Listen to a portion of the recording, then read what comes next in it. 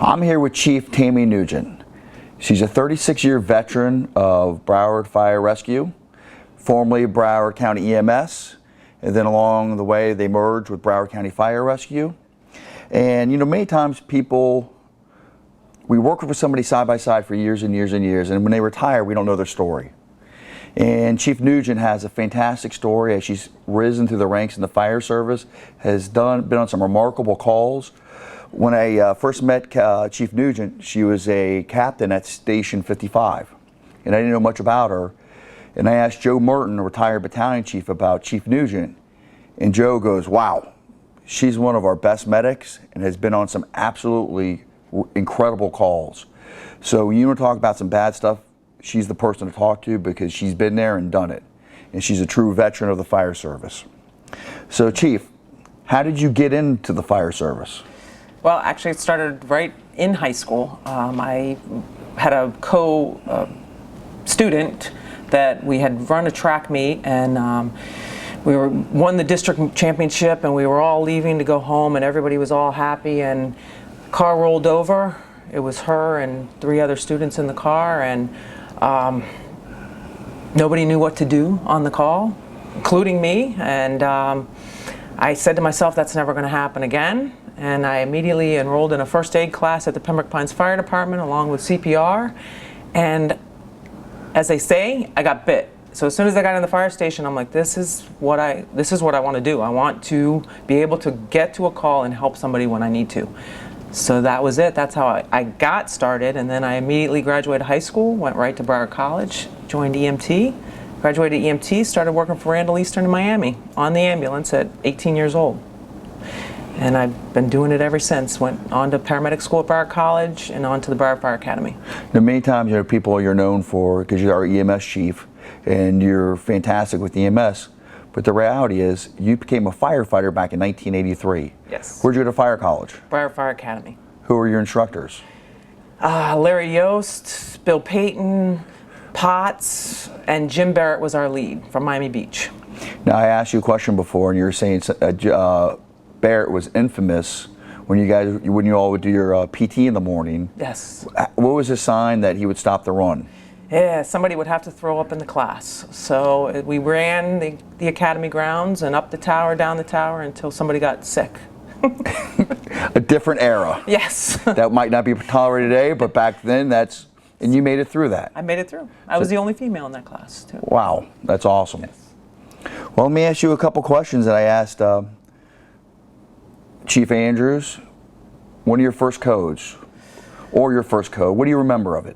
Well, I don't actually remember my first code. I can remember a memorable cardiac arrest, and I was actually with Chief Andrews, and he was not a chief at the time, a captain, but we had run a call in Davie. It was just him and I, and a woman had called us for her husband who had had a seizure, she reported.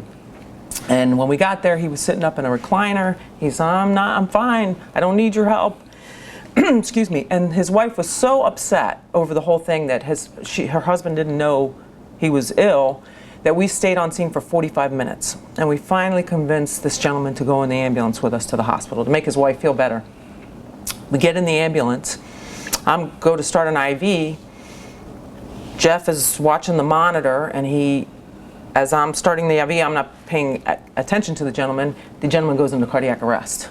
Jeff comes flying through the ambulance, hits him in the chest, does a precordial thump. We start CPR, and the gentleman wakes back up, and he's confused as what happened. What happened? We told him what happened, and he lived, and his wife was ecstatic. And I tell you what, there's no better feeling than that you can have in a cardiac arrest. Wow. You know, they say, I think it's about 10% of cardiac arrests, you're able to revive them back. So like you're saying, when you see that, what an incredible feeling that somebody was on the verge of death, and because of your skills, training, knowledge, you're able to bring them back to life, and to hear them talk on the call with you is what an incredible feeling. Yes. And had we just left and listened to him, because he didn't want to go to the hospital, but she was very upset, he could have had a different outcome. So what about one of your first baby deliveries? Or impactful or remarkable? Okay. Well, my first baby delivery, I can tell you, I was a rookie. I was a rookie, like not even 5 days on the job, and it wasn't what I expected. I can say that. So it just wasn't the call that I expected it to be. But years later, I was on probably 5 years, and I was actually pregnant myself by about 7.5 months, and I had run this call in North Lauderdale. And the first thing the woman looked at me and was like, "Oh, you're going to deliver my baby? You're pregnant." And I'm like, "That's okay. We can do this."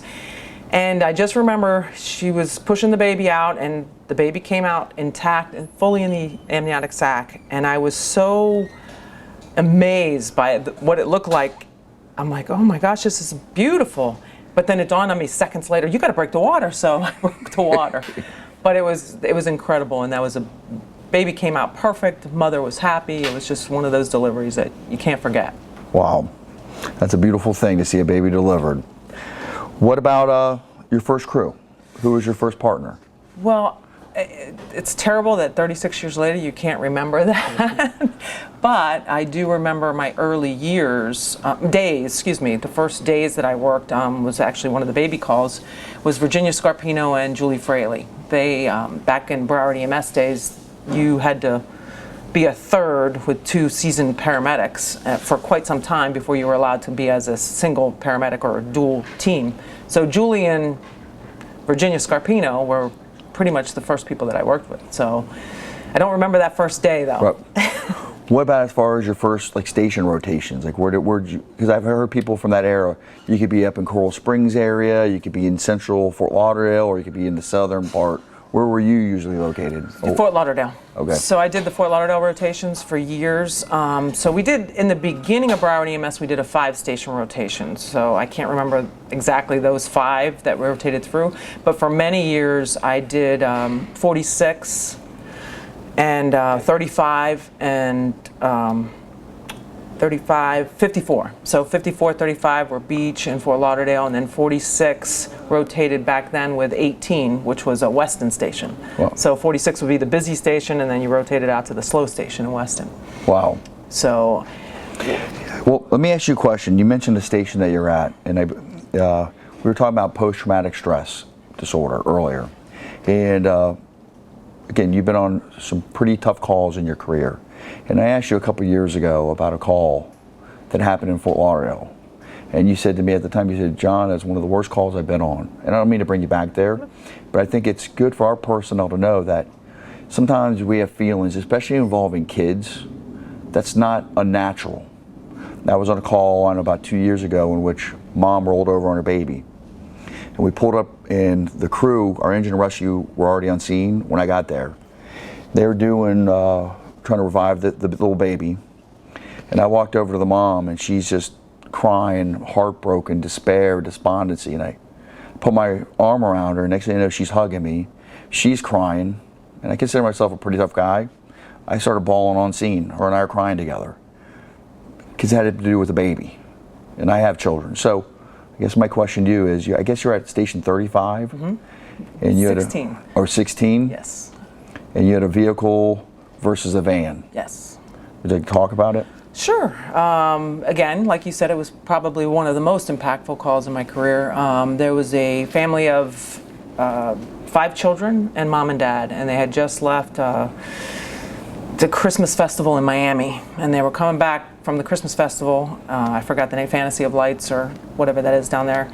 And they were taking 2 of the older children home to their mother's house. And so they were making that left-hand turn on Andrews Avenue from Commercial Boulevard, and another van with a single gentleman driving it hit the side of the van, and he ejected all 5 children from the car. All 5 children were killed. One was transported off of the scene just in hopes that we could save them, but the other 4 children were dead on the scene, including the mother, which we had to remove from the vehicle, and so we could get to the father. The only one that lived on that call was dad. And I remember after the call, it was an eerie silence with the crews. We didn't talk to each other. We didn't kind of interact. We didn't know what to say, and we didn't have any programs back then, except for this CSIM that had just recently come about. And it was somebody's forethought to say, hey, why don't we call somebody out to talk to them? So they didn't do it initially that day, and kind of I was nervous about the whole thing. So they brought us in the next shift, and they said, hey, we're all going to go and we're going to talk to the CSIM group. And let me tell you, that made a huge difference in my career. Starting from that day on, I believe that talking through what you've just been on and kind of just making sure that you feel that you have the same feelings like everybody else does on the call. Because sometimes you think you're alone in your own feelings. You can't think like that. Everybody has an impact, and you need to talk about it. So, yes. I think it's great, like what you're saying, it's your coworkers are helping validate your own experience. Yes, yes. And if you don't know the way they feel, you think that you feel like you're the only one that feels like that. And that's not the way.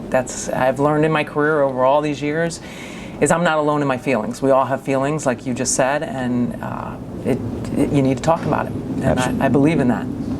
Absolutely. Yes. Are there any other, as we move on, any other calls that you'd like to talk about that have been impactful to you or changed how you thought, or? Well, if we go back to, yes, there is. If we go back to post-traumatic stress disorder, we never understand exactly what it is until it kind of hits home and you feel it.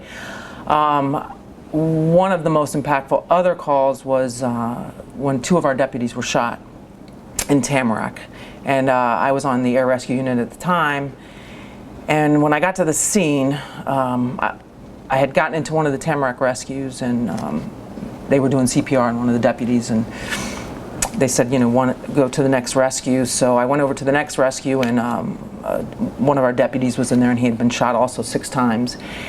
And I looked at him, and our eyes met, and I was like, I'm getting this guy, I'm getting him to the hospital, and we're not going to lose another deputy. And I just remember the impact that him, being with him, being one of our own. I got back to the station. I internalized the call a lot because I said, you had one deputy that unfortunately didn't make it, had another that we made a huge difference in, got to meet his wife at the hospital because I stayed there to be a part of, so somebody was there. So it kind of hit home, and like, wow, one of our own. And I went back to the station, up all night, worried about it all night. Some other things happened, and I typed a resignation letter. And that's at the point where somebody has to come and say, hey, let's go talk about this. And somebody did, and made a huge impact in my life. And I get to hug that deputy every time I see him. And wow. When you talk about closing that loop and closing that call out, that's what you need. You need to come full circle with some of your calls and make closure. And that's the closure to me. And seeing him on the calls, or seeing him out and about every day, is my closure. Every time I come to work. If that makes sense. Absolutely. Wow, it's a great story, and thank you for sharing that. Okay.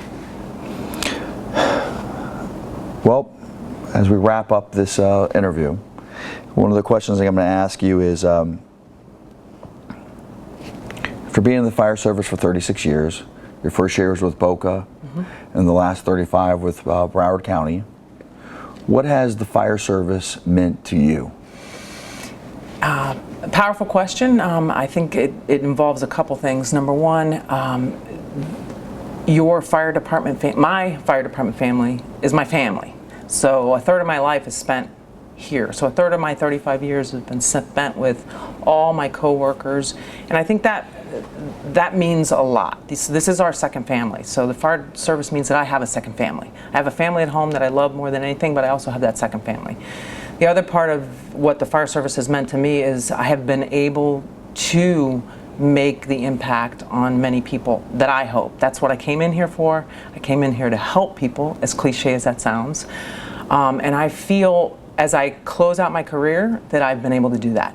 And I've been able to touch many, many lives. I may not ever see them again, but I know internally that that's what I've done. That's what I set out to do when I started, and that's how I'm finishing. So that's what the fire service means to me. My family internally here, and the impact I've made on people out there. And So as you get ready to step into the next chapter of your life, your next life adventure, what's something that you would like to tell the men and women following in your footsteps? Some wisdom, some nuggets that you would like to pass on? one of the Because I think that's really important. I think it is too. And thank you for asking, because I think when I used to teach, this is one of the messages that I used to deliver. And I learned this early on in my career, that when you come to work every day, you should come to work feeling and knowing that you're going to see a call that you've never seen before, ever. So you come to work on that 24-hour period and you're going to go, I'm going to see something today that I've never seen, and you're always ready for it. If you sit back and say, I've been there, I've seen everything, you're not coming to work prepared for that call that is going to happen. It's going to happen in your career. You've not seen it. So come to work every day prepared to see something you've never seen before. Continue your education.